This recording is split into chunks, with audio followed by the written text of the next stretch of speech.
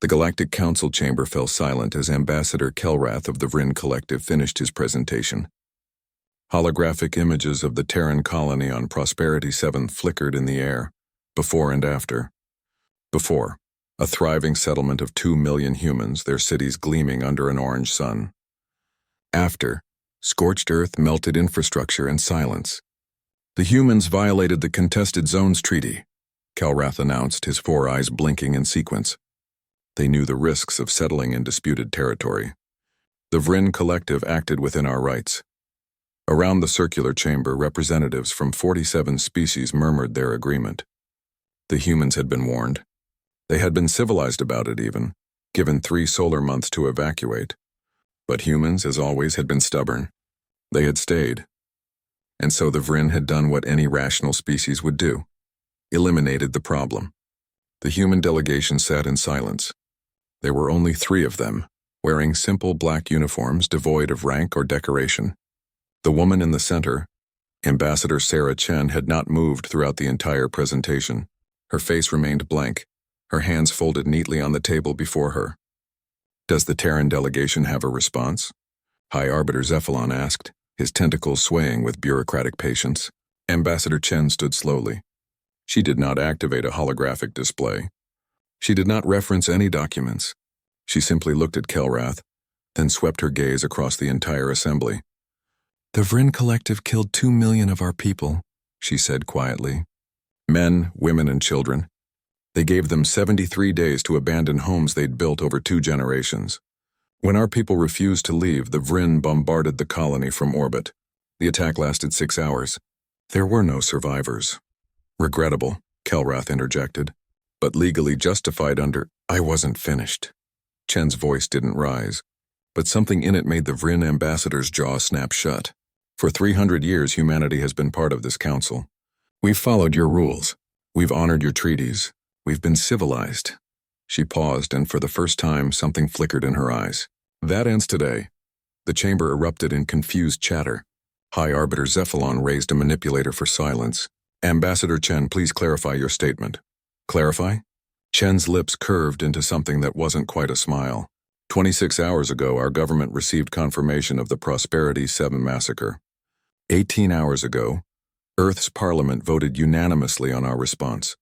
12 hours ago, our military began implementation.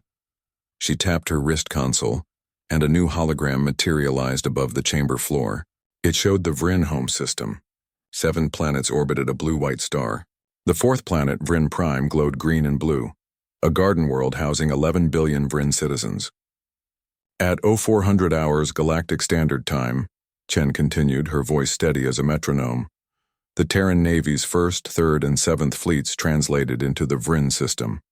They are currently holding position at the heliopause. Each fleet consists of 200 capital ships and their support vessels." The chamber fell deathly quiet. "This is an act of war," Kelrath screeched, his skin flushing purple with rage. "No," Chen corrected. "What you did was an act of war. This is our response." She gestured to the hologram. "Our fleets are equipped with weapons we've never shared with the galactic community. Weapons we specifically developed and kept secret because we hoped, desperately hoped, we'd never need them." "You're bluffing," said Ambassador Threen of the Coal Sovereignty, her crystalline voice tinkling with nervous laughter. "Humans don't have the capability to— Shall I provide a demonstration?" Chen didn't wait for an answer. She tapped her console again. The hologram zoomed in on one of Vryn Prime's moons, a small rocky satellite. A beam of light, thin as a needle, lanced from one of the human ships.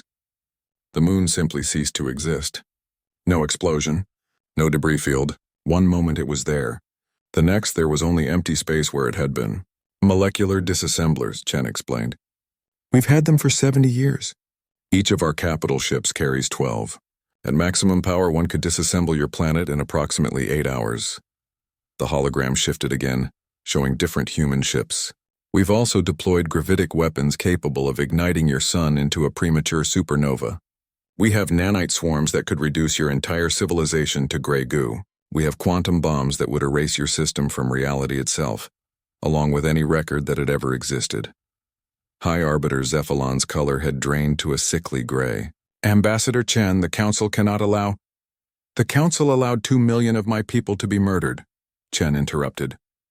The council determined that because we wouldn't abandon our legally established colony when threatened, we deserved extermination. Her voice finally rose, just slightly. Well, now you see what humanity is capable of when we stop playing by your rules, when we stop being civilized. What do you want? Kelrath asked, and for the first time his voice held no arrogance, only fear. Chen let the question hang in the air for a long moment.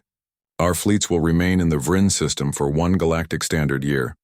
During that time, the Vrin Collective will pay reparations equal to the value of Prosperity 7 and its inhabitants.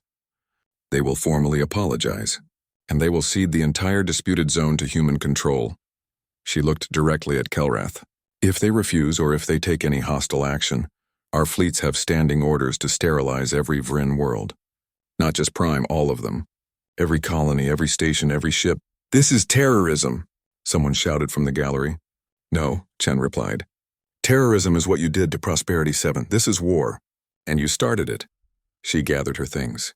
Humanity withdraws from the Galactic Council, effective immediately. We're done pretending your rules protect anyone but the strong. We tried it your way. We tried being civilized. Now we'll try something else.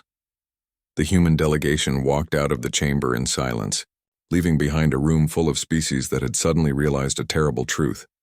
They had mistaken humanity's civility for weakness, their patience for docility. They had forgotten that humans had clawed their way from the caves to the stars not through peace, but through an unmatched capacity for violence when pushed too far.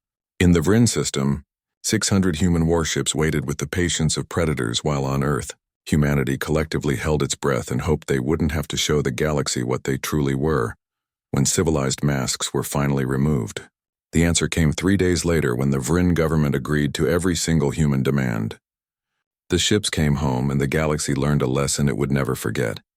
Humanity's greatest strength wasn't their technology or their violence. It was their restraint, and the terrible things they were capable of when that restraint was finally broken.